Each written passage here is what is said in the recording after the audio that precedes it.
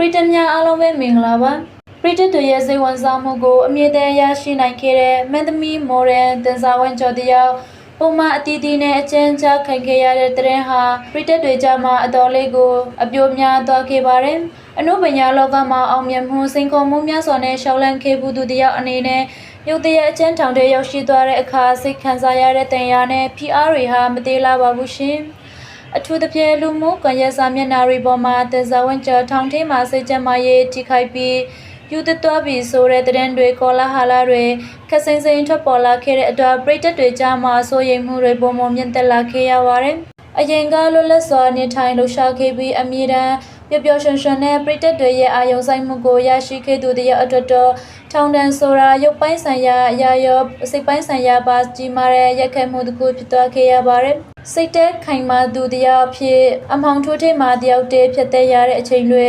ပြင်ပကဘာနဲ့အဆက်တွေပြတ်တောက်သွားတဲ့ PR တွေကလူတယောက်ရဲ့စိတ်ကြမ်းမာရေးကိုပြန်ထန်စွာချိန်ချောင်းနိုင်ပါတယ်။ဒါကြောင့်မို့လဲလူမှုကွန်ရက်တွေပေါ်မှာသူမရဲ့စိတ်ကြမ်းမာရေးအခြေအနေနဲ့ပတ်သက်ပြီးတရင်မျိုးစုံနဲ့ကောလာဟာလာတွေပြင်းထန်လာခဲ့တာဖြစ်ပါတယ်။တရင်အချို့ရဲ့ပေါ်ပြချက်တွေအရာတော့တန်စာဝန်ကျော်ဟာ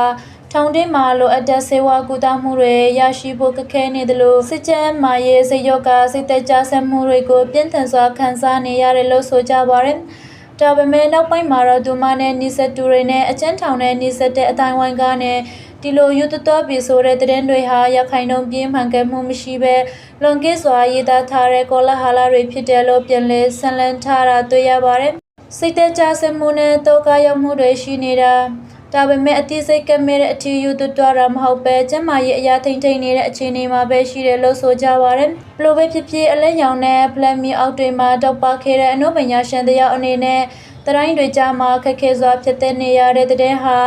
ကြာရသူတိုင်းကိုစိတ်မကောင်းဖြစ်စေခဲ့ပါတယ်။ဘဝရဲ့အနေအမြဲအသက်အကျဆိုတာမရေရာလှသလိုဒီလိုအခက်ခဲအချိန်တွေကိုဘလို့ရင်ဆိုင်ကျော်သွားမလဲဆိုတာကိုသူမအတွက်ကြီးမားတဲ့စိန်ခေါ်မှုတစ်ခုဖြစ်နေမှာအမှန်ပါပဲရှင်။ပရိသတ်များအားလုံးကိုအထူးပဲကျေးဇူးတင်ရှိပါတယ်။